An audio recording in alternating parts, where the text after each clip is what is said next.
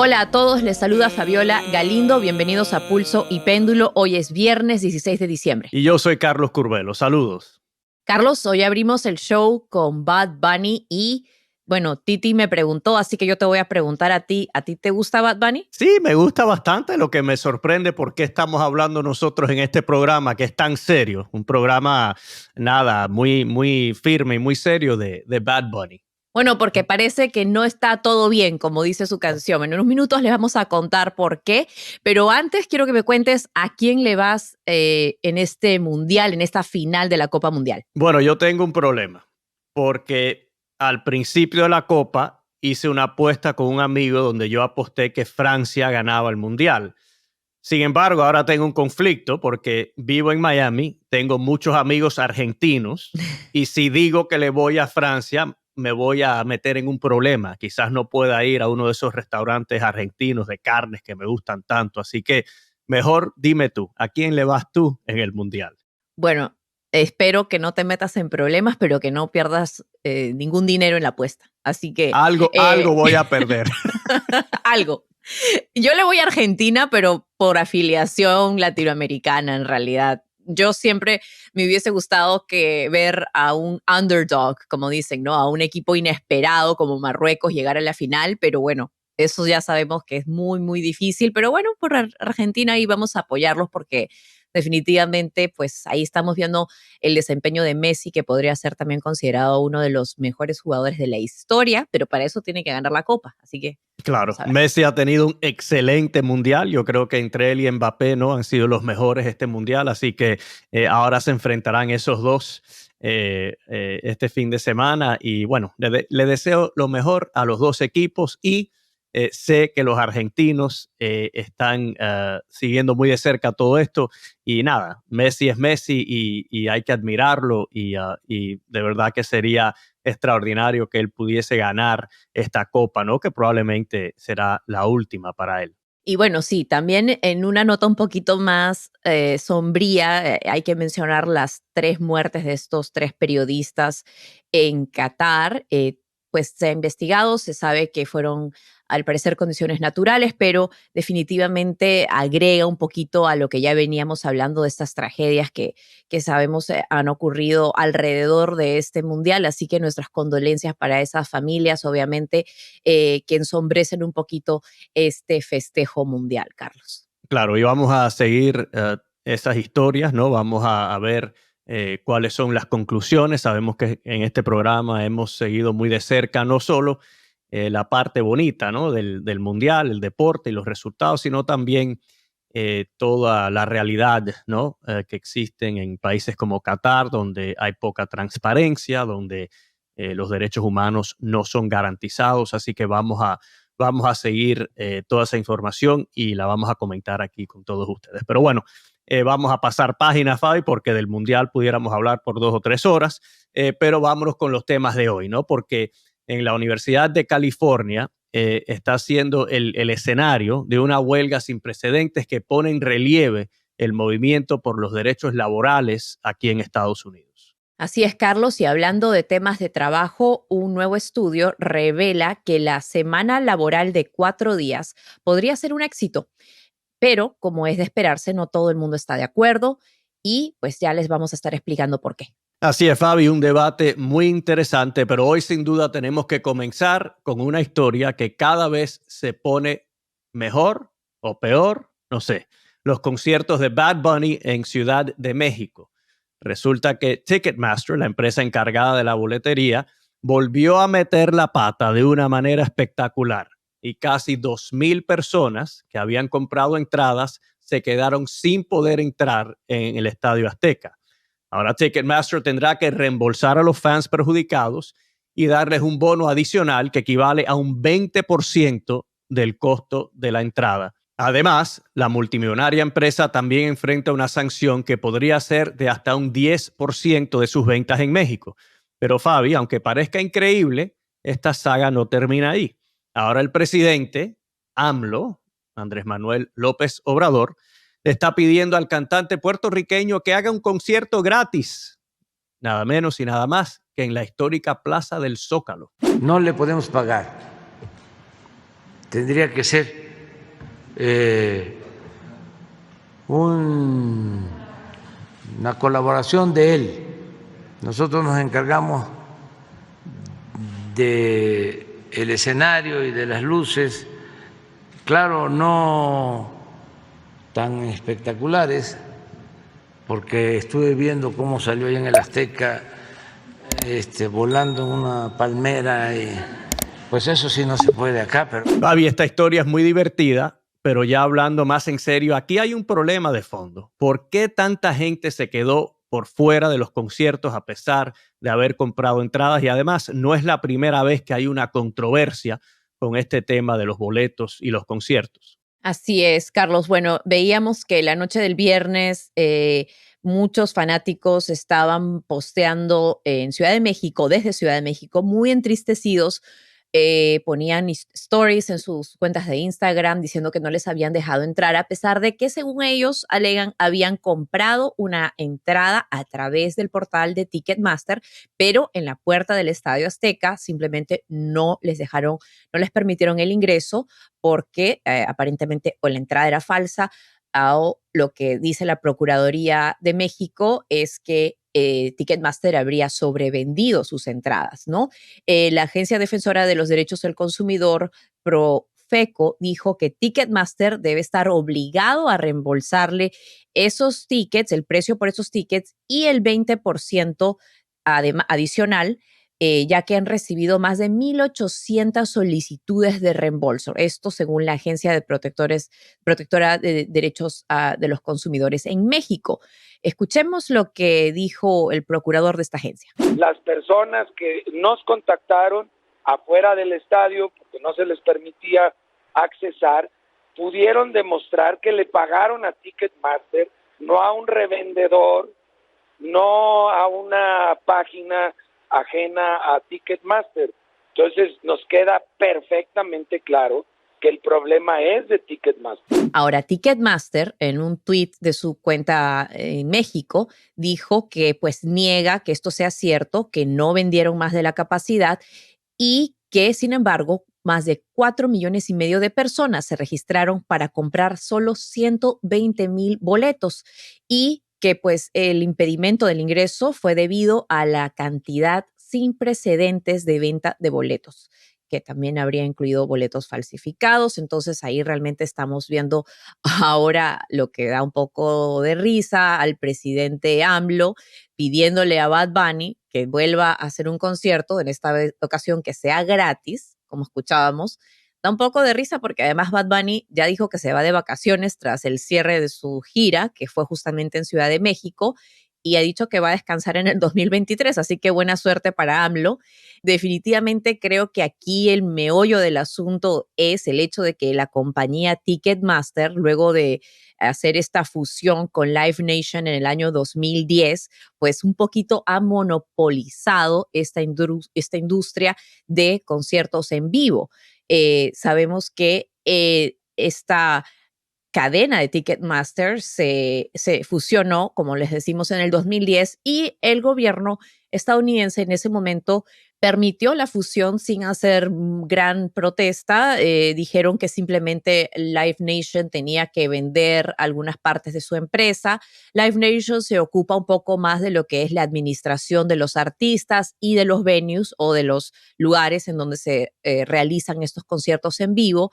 Y también son dueños de algunos de estos lugares y algunas veces esto ocasiona que Live Nation, al manejar o administrar a los artistas y a los lugares donde se realizan los conciertos, pues obligan un poco a estos artistas a que trabajen con Ticketmaster, a pesar de que esta no es la primera vez que hay un problema de esto sobre la venta de tickets. Ahora, lo que sí especificaba el gobierno y se lo pedía a ambas compañías a través de cuando realizaron esta fusión, era que no podían amenazar a los artistas y decirles o usan Ticketmaster y Live Nation o no para hacer este concierto. Pero lo cierto es que son las compañías más grandes que pueden supuestamente administrar la venta de estos boletos, ¿no? Y realmente aquí la pregunta es, ¿quién se debe enfrentar a este gigante?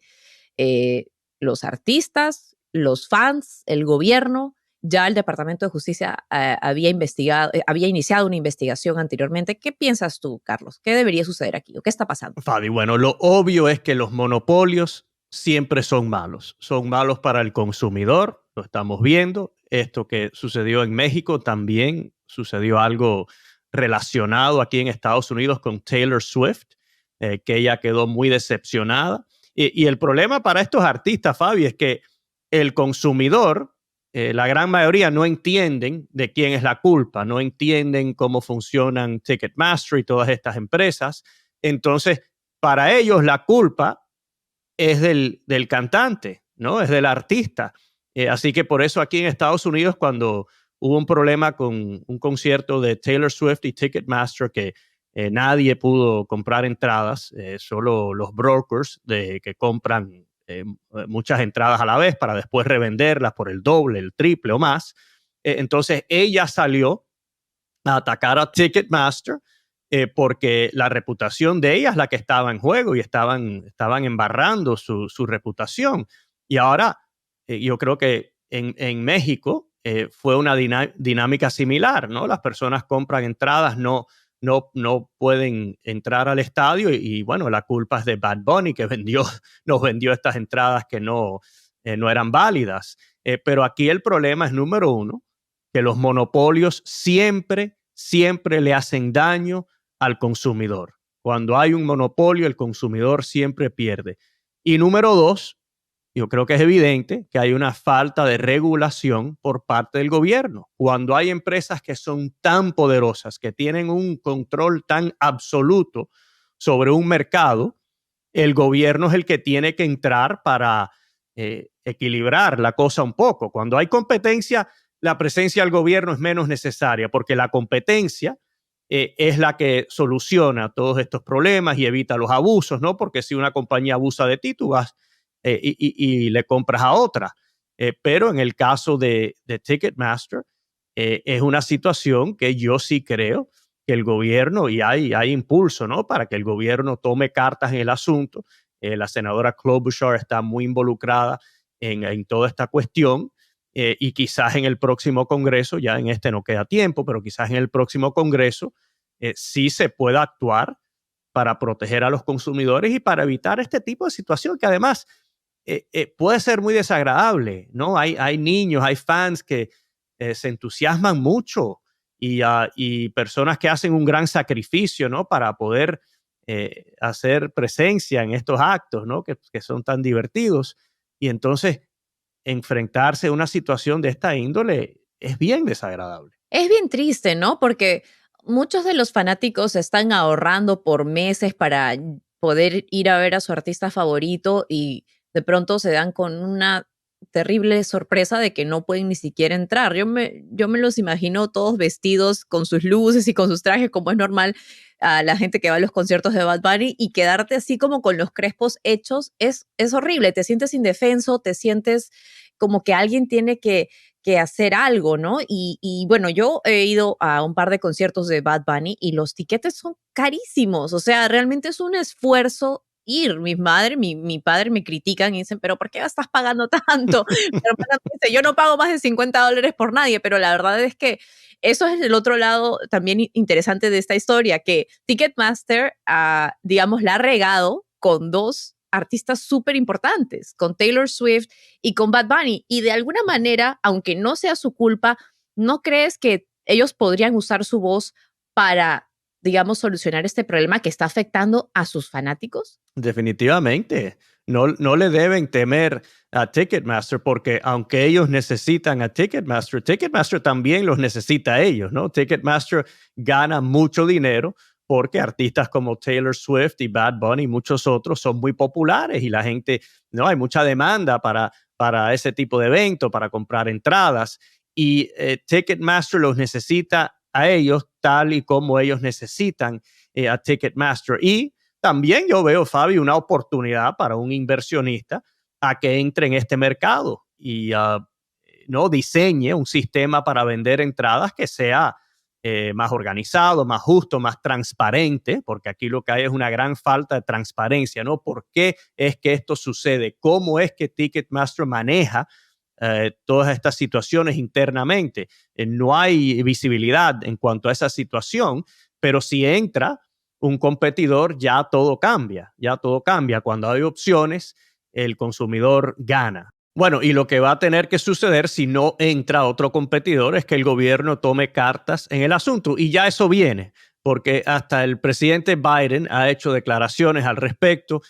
Como mencioné anteriormente, la senadora Klobuchar de Minnesota también se ha enfocado en este tema. Así que creo que van a haber consecuencias. La pregunta es si esto se va a terminar arreglando o no. Esa es la pregunta que yo tengo. O sea, ¿qué se puede hacer realmente para solucionar este problema? Por un lado, creo que Ticketmaster podría, digamos, mejorar su tecnología, pero se puede, digamos, dividir este monopolio. ¿Puede una investigación del Departamento de Justicia concluir con que esta fusión tiene que disolverse o eso no sucede así, Carlos? Bueno, sí, alguien pudiera presentar una demanda en las cortes para que se apliquen las leyes, se conocen aquí en Estados Unidos como las leyes antitrust, ¿no? Las leyes que son para evitar los monopolios y todas las consecuencias negativas de los monopolios. Alguien pudiera eh, presentar una demanda o el mismo gobierno, el Departamento de Justicia,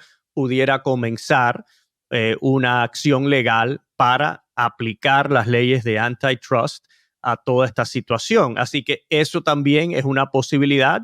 El gobierno en el pasado lo ha intentado hacer con empresas poderosas. A veces las cortes le dan la razón al gobierno, a veces no. Y, por supuesto, la opción, que muchas veces es la más difícil, ¿no? El Congreso pudiera tomar acción, pero ya sabemos que para que los congresistas se pongan de acuerdo es un proceso complicado y a veces demasiado largo, pero esa es la otra vía. Sería un issue muy, muy popular, ¿no? Ya que hay tantos jóvenes votando hoy en día. Habría que ver, pero de verdad que lo vemos en tantas otras industrias también, ¿no? Como en las aerolíneas, que cada vez se van conglomerando más y los consumidores al final son los que terminan pagando por los platos rotos. Así que definitivamente no está todo bien para Bad Bunny y para Ticketmaster, como dice su canción. Del conejo malo que tanto me gusta. Pero bueno, vamos a estar pendientes de esta historia.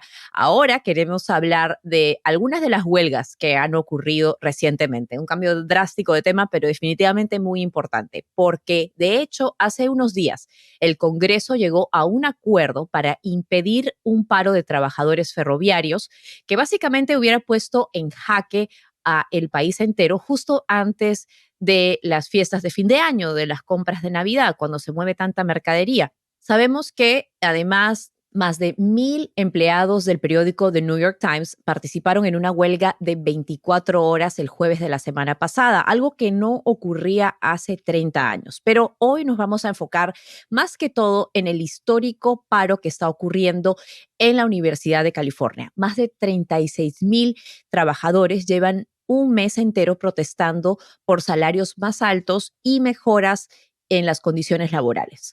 Se trata de la huelga más grande de un centro educativo en la historia del país. Carlos, ¿qué está pasando aquí? Bueno, Fabi, yo creo que lo importante es enfatizar lo que tú dijiste, ¿no? Que todo esto lo estamos analizando en el contexto de una dinámica en el movimiento laboral en Estados Unidos. Es interesante porque en este país los sindicatos de obreros no son fuertes en comparación con otros, especialmente Europa, América Latina. Aquí el movimiento laboral es importante, tiene su influencia, pero no tiene la fuerza ni la envergadura que en otros países. Eso ha ido cambiando, ¿no? Hubo una época cuando sí, en los años después de la Gran Depresión, en los años 30, 40, 50, 60, el movimiento laboral aquí sí era mucho más fuerte, pero a través de las últimas décadas ha estado perdiendo fuerza, significancia en el proceso político. Sin embargo, yo sí percibo un cambio en años recientes, específicamente desde que comenzó la pandemia, ¿no? Yo creo que la pandemia y esa interrupción, esa gran interrupción que hubo en la vida cotidiana, ¿no? En lo que se había convertido nuestra rutina después de tantas décadas, ha hecho que las personas no piensen un poco más sobre el trabajo, qué rol, ¿no? Qué papel debe tener el trabajo en la vida de cada persona. Y eso ha tenido una gran influencia. En el caso específico de California, yo creo que hay otros factores además. Primero, el tema de la inflación. Sabemos que a medida que cuesta más todo, las personas obviamente pasan más trabajo y piden más beneficios, piden mayor recompensa. Eso está sucediendo. Súmale a eso que California es un estado donde el costo de la vida es altísimo, específicamente la vivienda. Imagínense estos trabajadores, muchos son asistentes de profesores, tienen que, con un salario de $40,000, $45,000, vivir en ciudades como San Francisco, Los Ángeles, Santa Bárbara, Santa Cruz. El costo de la vida es altísimo, el costo de la vivienda es altísimo. Entonces, hay una confluencia de factores que han provocado esta huelga y no es una huelga cualquiera, como bien tú dijiste, es la huelga más grande en la historia de las universidades de Estados Unidos y ha tenido un gran impacto. Los estudiantes no han podido asistir a clases, no se ha interrumpido completamente lo que es ¿no? la situación, ¿no? La realidad diaria en este gran sistema universitario. Pero yo sí creo que hay que analizar todo esto dentro del contexto, ¿no? Y ante la posibilidad de que estamos en medio de un patrón donde los trabajadores van a seguir cobrando más y más fuerza en este país y quizás no solo en este país, también a través del mundo. Y también yo veo que hay cierto no resentimiento, por ejemplo, entre trabajadores que sí tienen que presentarse en sus sitios de empleo todos los días, quizás 5 o 6 días a la semana, y entonces esas personas ven que otros colegas están en sus casas, quizás entren a la oficina 2 o 3 veces por semana. Hay algunas organizaciones donde muchos empleados hoy en día no tienen que hacer acto de presencia, pueden trabajar remotamente. Así que estamos en medio de un periodo de gran inestabilidad en lo que es el mercado laboral en Estados Unidos, en el mundo. Ya las rutinas de antes no son las rutinas de hoy y todo esto se está ventilando, ¿no? En estados como California, en otros, donde los trabajadores se preguntan, ¿no? ¿Por qué no podemos pedir más? ¿Por qué no podemos exigir más? Ahora, sabemos que hay un límite, ¿no? Porque también sabemos, por ejemplo, que el costo de la educación universitaria es altísimo. Entonces, a medida que estas universidades tengan que pagarle más a sus empleados, quizás sientan presión para cobrarle más a los estudiantes y sabemos que eso tampoco arroja ningún tipo de beneficio para la sociedad, porque ya como están las cosas hoy y hace décadas, el costo de las universidades es demasiado alto. Es, en mi opinión, abusivo y excesivo en muchos casos. Así que esta es una situación bien compleja, pero yo sí creo que hay que mantenerle un ojo a esta situación del movimiento laboral en Estados Unidos y hasta dónde va a llegar esto. Era como tú dices, creo que después de la pandemia todos comenzaron a reflexionar sobre qué era prioridad en el ámbito laboral, ¿no? Y recuerdo entrevistar a economistas que veían venir este tipo de movimientos laborales, de protestas, de huelgas, ni bien se desarrolló este término trabajador esencial, que muchas veces antes se comparaba como low skilled worker o alguien que ganaba salarios mínimos, ahora pasaban a ser esenciales. Luego vemos esta transición a la gran renuncia, ¿no? Cuando muchas personas están viendo que si no le ofrecen esos beneficios en una empresa, pueden irse a buscar trabajo a otro lugar porque el surplus o la disponibilidad de trabajos ahora mismo es muy alta. La gente puede conseguir otro trabajo y el desempleo es muy bajo. Entonces estamos viendo también que las empresas están compitiendo entre sí para darle un mejor ambiente laboral y mejores beneficios a sus empleados para no perder ese talento, ese capital humano. Ahora, sí me gustaría mirar un poquito cuáles son las demandas de estos trabajadores en la Universidad de California, en sus más de 10 campus universitarios. Algunos de los que están en huelga son los asistentes de profesores, entre otros. Y lo que piden, por ejemplo, son aumentos salariales bastante significativos, además de subsidios para daycare o guardería. También piden mejor cobertura médica para sus dependientes, licencias familiares más largas, o sea, poder ausentarse del trabajo por temas familiares. También piden pases de transporte público, además de matrículas más bajas para los estudiantes internacionales. Son unas demandas bastante amplias. Y la verdad que la otra pregunta es, en las listas que veo aquí, por ejemplo, es quién debe pagar por esto, ¿no?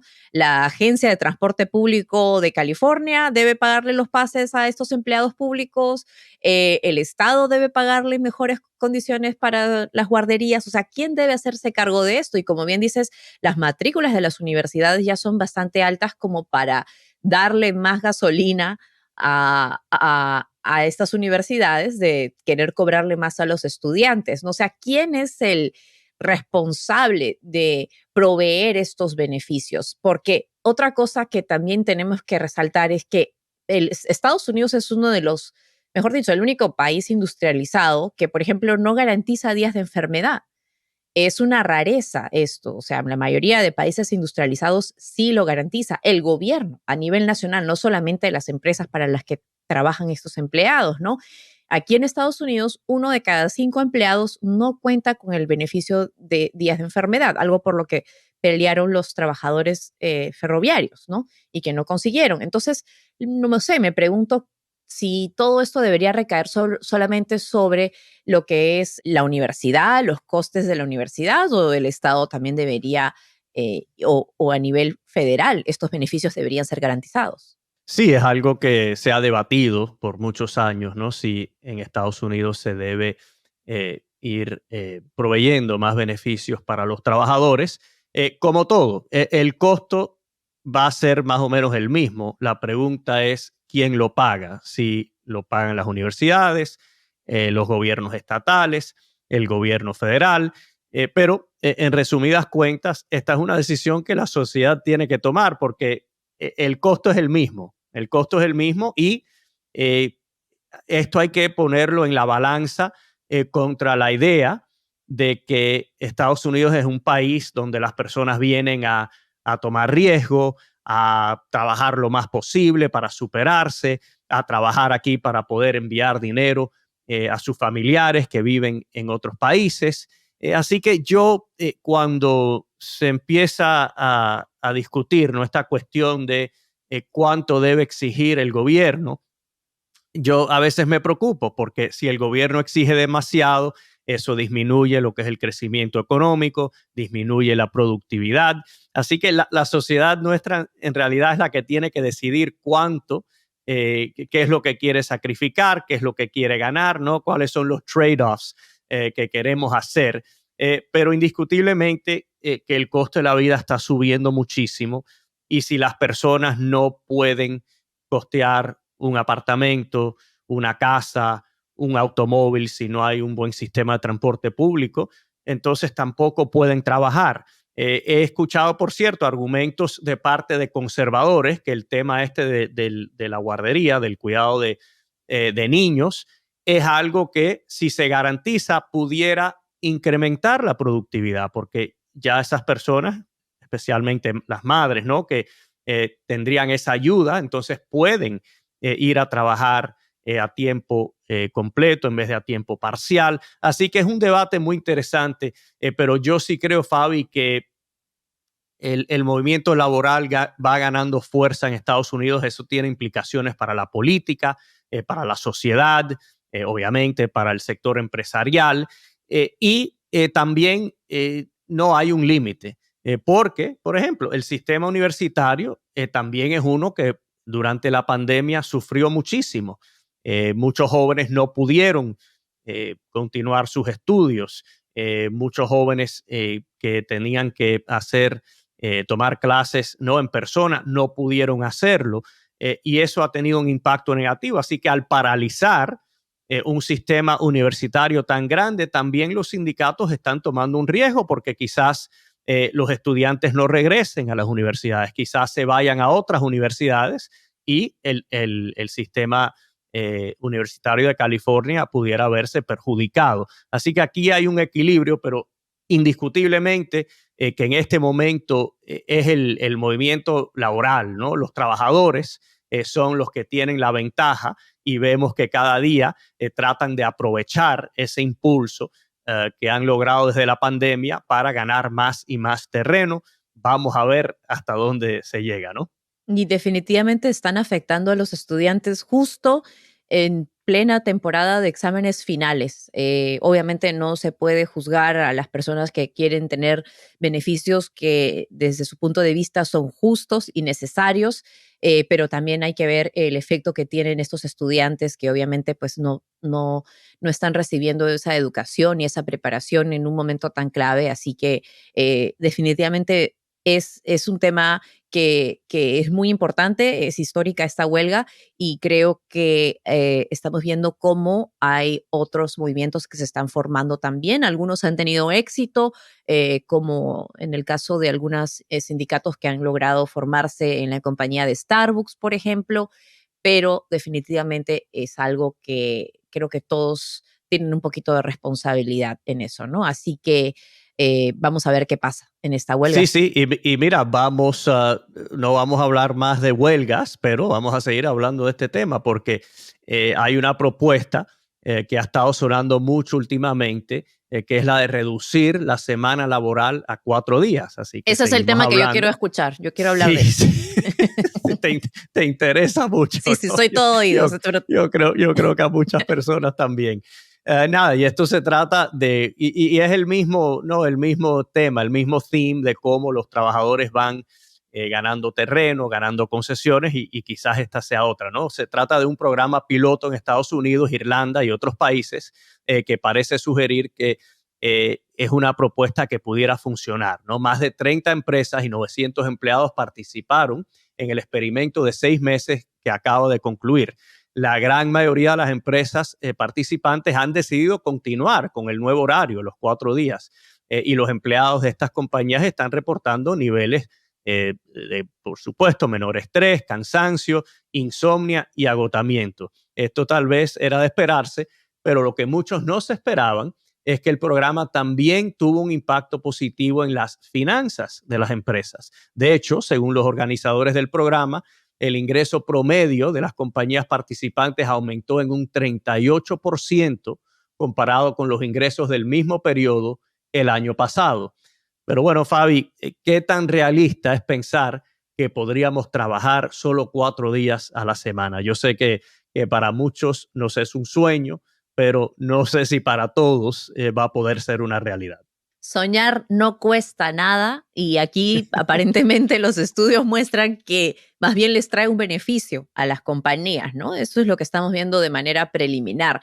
Bueno, lo que hemos visto en los testimonios de algunas de las personas que han participado en este experimento es que cuando descansan 3 días a la semana, regresan al trabajo con más energía, con más concentración, más dedicación y por eso la productividad ha aumentado. Pero como aquí somos el abogado del diablo, vamos a ver cuáles son las ventajas y las desventajas, ¿verdad? O sea, muchos dicen que para los que tienen hijos han podido también pasar más tiempo con sus hijos. Muchas veces los niños son muy propensos a enfermarse. Eso es súper importante para los padres y madres, poder estar con sus hijos cuando se enferman sin tener que eso necesariamente afecte, ¿no?, su trabajo. Pero ¿quiénes quedan por fuera? Por ejemplo, los empleados de restaurantes o el personal médico. Entonces, vamos a analizar esto, ¿no? O sea, en el experimento, los que participaron no perdieron su salario, porque su salario era anual y siguieron ganando lo mismo a pesar de que trabajaban un día menos a la semana. Pero si eres un trabajador que gana por hora, me pregunto si es algo que les interesaría, ¿no? ¿Tú qué dices, Carlos? Fabi, mira, yo creo que cada empresa puede diseñar su semana laboral como quiera, ¿no? Y eso es un proceso, ¿no? De la administración de cada empresa en conjunto con sus empleados. Si hay un sindicato, el sindicato pues claramente estaría involucrado en esa negociación. Lo que temo yo son dos cosas. Número uno, que el gobierno empiece a crear este tipo de estándar, ¿no? Que el gobierno algún día diga, bueno, no, de ahora en adelante la semana laboral es de 4 días y cualquier tiempo que alguien trabaje más allá de los 4 días se le tiene que recompensar con overtime y todo lo demás. Eso me preocupa porque tratamos de crear estándares para todas las empresas cuando cada sector y cada empresa y cada comunidad es diferente y las necesidades y las preferencias de cada trabajador también son diferentes. Así que eso me preocupa. Lo otro que me preocupa, y esto tiene que ver con este concepto de ir reduciendo el tiempo que las personas se pasan en sus lugares de empleo. Así que en este caso sería de 5 días a 4 días, pero sabemos que ya en muchas empresas, especialmente en el sector tecnológico, especialmente para aquellas personas que estén en el nivel de administración empresarial, lo que se le llama en Estados Unidos los white collar workers, los trabajadores de cuello blanco, que por cierto, el cuello mío es azul hoy, así que hoy El mío estoy también. hoy Obreros somos acá. estamos de clase trabajadora hoy, pero yo sí creo que el aislamiento en la sociedad es muy peligroso. Cuando las personas van a una oficina o a una factoría o a un supermercado a trabajar, eso crea una dinámica para mí muy saludable en la sociedad. Te estás encontrando con otras personas que quizás piensen diferente a ti, que no se parezcan a ti ¿no? en lo físico, personas de otras razas, de otras etnias. Y entonces uno va eh, aprendiendo a desenvolverse en la sociedad, a aceptar las diferencias entre personas, a ser tolerante y todo lo demás. A medida que nos sigamos aislando, ¿no? Quedándonos en nuestros hogares todos los días, yo creo que se va perdiendo, ¿no? Ese tejido social, no, la humanidad Pero, de lo pero que es, 4 días de en la lo que es la oficina no es sociedad. suficiente para exponernos a a todo lo que acabas de decir. 4 días no Sí, es pero suficiente. lo que me preocupa es el patrón. Y este estudio es para 4 días. Sabemos que ya hay muchas empresas que nadie va a la oficina nunca. Nadie va a la oficina nunca. Y yo creo que eso está haciendo mucho daño. Y yo creo que eso está creando ¿no? o contribuyendo a la crisis de la salud mental en la sociedad. ¿Cuántas personas hay que quizás no tengan familiares, no vivan con familiares, viven solos? Entonces, en el trabajo es donde si alguien ve que una persona está triste, que no se siente bien, un colega viene y le dice, ¿qué te pasa? ¿Quieres conversar? Eso lo estamos perdiendo y a medida que sigamos exigiendo no que las personas permanezcan más en sus hogares o donde estén, ¿no? Donde quieran trabajar, se pierda esa unidad, ¿no? Ese contacto humano. Yo sí creo que eso es peligroso y sé que esto quizás sea un poco más esotérico, ¿no? El tema yo creo que es bastante sencillo y básico, ¿no? Debe ser la semana laboral de 5 días o 4 días, pero repito, yo creo que todo esto hay que analizarlo dentro del contexto de lo que ha sucedido desde la Después de pandemia. la pandemia. Yo creo que tienes toda la razón. Yo creo que hemos visto, es obvio que los temas y los problemas de la salud mental se han disparado exponencialmente después de la pandemia, justamente debido al aislamiento, como tú mismo dices. Pero hay quienes dicen que más bien darle más tiempo personal a los empleados, a los trabajadores, les puede dar un espacio para desarrollar otro tipo de red social, ¿no? Darle más tiempo a su familia, darle más tiempo a sus amigos, no solamente estar expuestos a sus colegas, a sus compañeros de trabajo, por ejemplo, o en general, y esto es por darte el otro lado de la moneda, ¿no? Pueden dedicarse más tiempo a, digamos, cocinar en casa o ver y visitar a sus familiares. Yo creo que ambos lados tienen sus beneficios. Lo que sí debería ser una opción es justamente eso, ¿no? Si no quieres trabajar solo 4 días y prefieres ir 5, pues también se les debería dar esa opción. Pero yo creo que ambas cosas pueden tener sus beneficios de diferentes lados, pero totalmente de acuerdo. O sea, el contexto de lo que estamos viviendo, el aislamiento en general, creo que es súper importante, aunque sí he visto, o sea, por ejemplo, ¿no? Te puedo hablar a nivel anecdótico, a nivel personal. Yo durante toda la pandemia no trabajé desde casa ningún día, porque como reportera y periodista, nuestro trabajo está en la calle, ¿no? En el campo, pero tenía amigos que comenzaron a trabajar en casa y estaban mucho más felices, estaban mucho más contentos de poder no tener que viajar 1 hora al trabajo, estar en el tráfico, no tener que estresarse porque se tenían que poner de ropa o no tener que estresarse por el gasto que iban a hacer en el almuerzo. Entonces yo podía comparar casi en tiempo real el hecho de cómo ellos tenían esos beneficios y yo tenía el beneficio que acabas de mencionar, de socializar, de estar expuesta a mis colegas, a la realidad que vivíamos en ese momento como país, como pandemia, ¿no? Mis amigos estaban haciendo yoga, estaban haciendo ejercicios, yendo al gimnasio, o mejor dicho, en su casa, el gimnasio, porque en la pandemia no se podía ir. Mientras tanto, yo estaba viviendo una realidad totalmente opuesta. Y lo que sí me di cuenta es que a veces, como tú dices, ese aislamiento genera un tipo de burbuja, ¿no? Entonces nos olvidamos que habían líneas de gente esperando por recibir comida gratis porque habían perdido su trabajo. Nos olvidamos de que muchas personas estaban perdiendo sus hogares y yo creo que es importante estar expuestos, como tú dices, para no desconectarnos de la realidad y no perder esa empatía con lo que los otros están pasando. Y mira, el otro problema es que esto va disminuyendo lo que es la experiencia común de cada persona, ¿no? Especialmente en la política, muchas veces las personas tratan de entender, bueno, ¿por qué es que estamos tan divididos? ¿Por qué es que no nos entendemos? ¿Por qué es que nos atacamos tanto? Y yo creo que es una falta de contacto humano, una falta de experiencia común. Por eso las personas ahora diseñan o se imaginan sus propias realidades. No hay una realidad común. Hay muchas personas, por ejemplo, si usted es la persona que está encargado de limpiar eh, las oficinas de un edificio, tú tienes que ir todos los días, ¿no? Tú tienes que ir todos los días a hacer tu trabajo. Y esa era una experiencia común en Estados Unidos, en el mundo, ¿no? Como dicen en inglés, everyone gets up in the morning, gets dressed and goes to work, ¿no? Todos nos levantamos, nos vestimos y vamos al trabajo.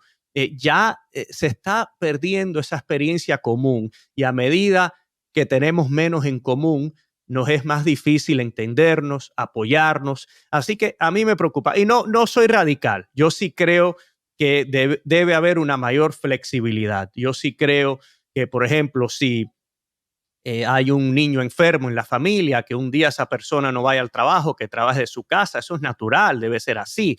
Si alguien, no sé, quiere irse de vacaciones, tomarse un fin de semana largo, tomarse un viernes y un lunes, que puedan trabajar de donde estén, yo creo que todo eso es natural.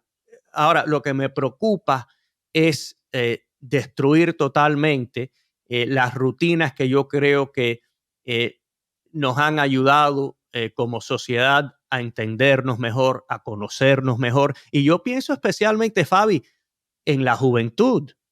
Alguien que tiene hoy 20, 21, 22 años, que ha estado trabajando 2 o 3 años desde la pandemia en una empresa y nunca ha estado en una reunión con colegas, nunca le ha mirado los ojos a un colega, al no ser a través de una cámara, una computadora, nunca le ha dado la mano a un cliente.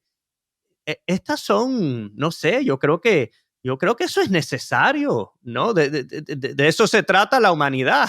Yo creo que el producto de esa falta de socialización está contribuyendo al problema de Ticketmaster. Porque entonces todo el mundo quiere comprar su ticket para el concierto y todo el mundo no ha salido en 2 años y entonces ahí están esperando en cola, sobre todo los jóvenes.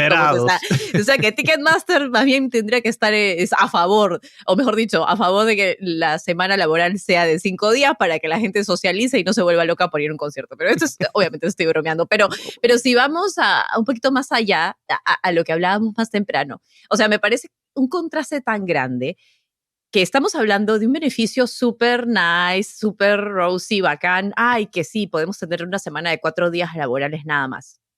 O sea, un problema bueno, entre comillas. Mientras tanto, los trabajadores ferroviarios no tienen días de enfermedad. O sea, la diferencia, la inequidad social que estamos viviendo es realmente alucinante, como decimos en Perú. O sea, es increíble pensar que por un lado los trabajadores de cuello blanco, como dices, los oficinistas, ¿no? Tienen este problema, ¿no? ¿Trabajamos 5 días o trabajamos 4?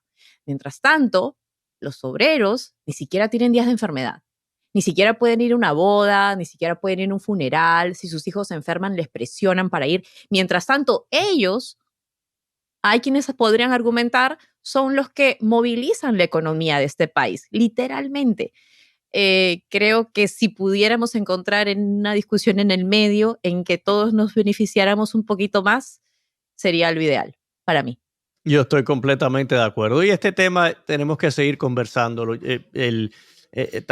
Todo esto está relacionado, ¿no? Y creo que se puede analizar el debate sobre abrir o no las escuelas, quién sufrió más por esa decisión. Y como tú bien dices, quizás para una persona caudalada diga, bueno, la escuela de mi hijo está cerrada, voy a contratar a un tutor, ¿no? Para que venga a la casa, o quizás nos vamos en un viaje y mi hijo, mi hija va a tomar clases con una tutora por la computadora. Bueno, pero para la persona que no tiene ese tipo de recursos, entonces, ¿qué pasa? ¿No? ¿Quién pierde? Aquí hay que preguntar quién gana y quién pierde y cuál es el resultado neto para la sociedad. Totalmente. Yo creo que en realidad, llego a esta conclusión mientras estamos cerrando el show, creo que en común lo que estamos viendo es esos efectos de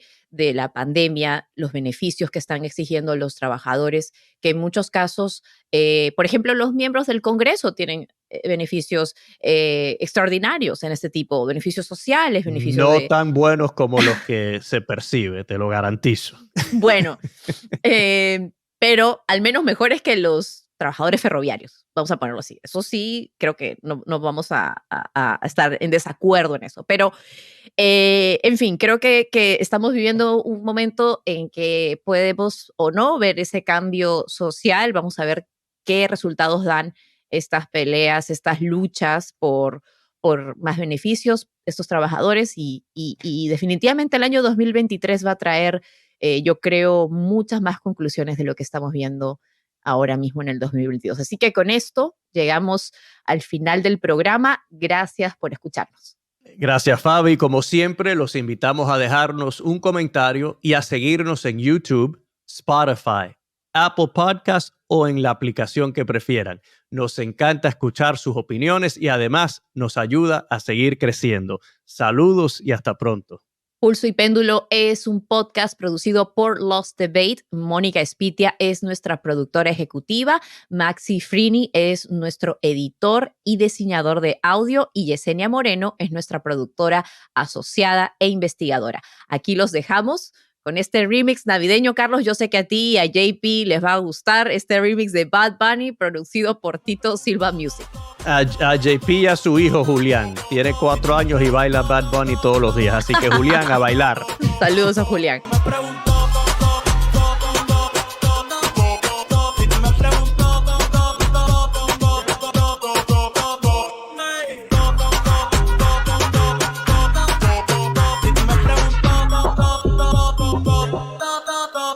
Me la voy a llevar a toa con VIP.